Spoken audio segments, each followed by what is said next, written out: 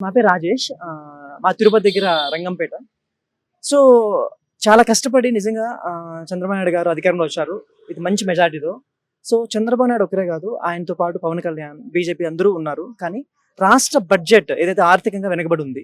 So, ఆర్థికంగా ముందుంటే దేశంలో number 1 స్టేట్‌గా ఉండేదేమో. ఎందుకంటే అలాంటి పరిపాలన పరంగా గానీ, ఆయన యొక్క ఎక్స్‌పీరియన్స్ పరంగా గానీ, ఆయనకి ఎన్నో సంవత్సరాలు ఆయన చేయడం వల్ల రాష్ట్రం యొక్క ఎక్కడ ఏం డెవలప్ చేయాలి, ఐటీ సెక్టార్‌లో గానీ, వ్యవసాయంలో గానీ, లేదంటే స్టూడెంట్స్ సంబంధించిన నైపుణ్యత పెంచడంలో గానీ, అన్ని విషయాల్లోనూ ఎలా ముందుకు తీసుకెళ్లాలనేసి ఆయనకి మంచి అవగాహన ఉంది. సో, ఇక్కడ మెయిన్ ప్రాబ్లమ్ ఏంటి, రాజధాని లేదు. సో, మనీ లేదు. సో, దీనికోసం ఏం చేస్తున్నా అంటే బయట కంట్రీస్‌కి వెళ్ళి సో, ఇన్వెస్ట్ చేయండి మా రాష్ట్రంలో. ఇన్వెస్ట్ చేయడం వల్ల ఆర్థికంగా ముందుకెళ్తుంది. దానివల్ల మీకు లబ్ధి పొందుతారని చెప్పి ముందుకు తీసుకున్నారు. కానీ it will take some time. కానీ ఒక మంచి ప్లాన్‌తో ఎలా అంటే కొన్ని సంవత్సరాల తర్వాత రాష్ట్రాన్ని ఒక మంచి పేరుండేలా, ఆర్థికంగా ముందుండేలా నిలబెట్టడానికి ట్రై చేస్తున్నాడు. సో, దీనికి తగ్గట్టుగా దానికి సంబంధించిన మంచి పోర్ట్‌ఫోలియో ఉంది. ఉప ముఖ్యమంత్రి పవన్ కళ్యాణ్ గారు గానీ, ఎడ్యుకేషన్ మినిస్టర్ లోకేష్ బాబు గారు గానీ, ఇలా మంచి టీమ్ ఉంది. ఎవరు గానీ లాస్ట్ ప్రభుత్వం లాగా నెగటివిటీ తీసుకురారా. ప్రజల్లో మంచి ఉంది. కానీ చెప్పిన స్కీమ్స్ చేయట్లేదని ఒక చిన్న నెగటివ్ తప్ప అన్ని నెంబర్ 1గా ఉన్నాయి. చేస్తున్నారు. ముందుగా వెయిట్ చేయాల్సి ఉంది. ఇప్పుడు చంద్రబాబు నాయుడు గారి తర్వాత సీఎం అయ్యే ఛాన్స్ ఎవరికుంది? లోకేష్ గారికి ఉందంటారా? పవన్ కళ్యాణ్ గారికి ఉందంటారా? ఇద్దరికీ ఉంది. కానీ ఎక్కువ ఛాన్సెస్ పవన్ కళ్యాణ్ గారికి ఉన్నాయి.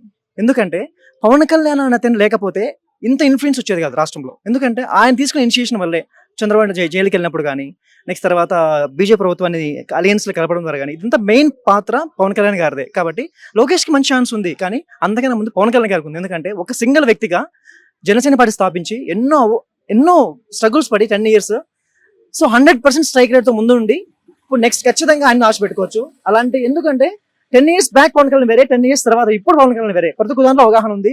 ప్రతి ఒక్కటి ఎక్స్‌ప్లెయిన్ చేస్తున్నాడు. ఎక్కడ ఏం చేయాలి, ఎలా చేయాలి, ఎవరు ఎన్ని చేసినా, ఎంత నెగటివిటీ సంపాదించినా ఆయనలో క్లారిటీ ఉంది. సో, ఖచ్చితంగా పవన్ కళ్యాణ్ చెప్పొచ్చు. ఓకే. ఫైనల్‌గా ఒక క్వెషన్ అడుగుతా. మీకు జగన్ గారి పరిపాలన నచ్చిందా? చంద్రబాబు జగన్ బాబు పరిపాలన నేను జగన్‌కి యాంటీ కాదు, పవన్ కళ్యాణ్‌కి యాంటీ కాదు, చంద్రబాబుకి యాంటీ కాదు. నాకు అందరూ ఒకటే. కానీ జగన్మోహన్ రెడ్డి ఉద్రేకం తెప్పిస్తాడు యూత్‌లో. యూత్‌కి కావాల్సింది ఏంటంటే ఉద్రేకం కాదు, అవగాహన కావాలి, ఆలోచన కావాలి.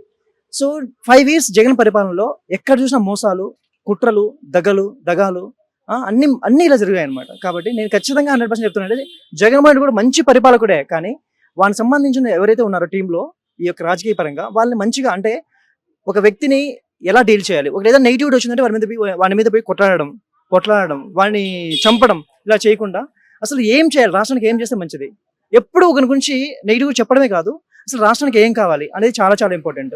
నాకు ఇప్పుడు ప్రస్తుతానికి ఎప్పటికీ చంద్రబాబు అనే అతను అలాంటి ఆలోచన గల వ్యక్తి సీఎంగా ఉంటే మంచిది రాష్ట్రానికి అని నా యొక్క ఆలోచన.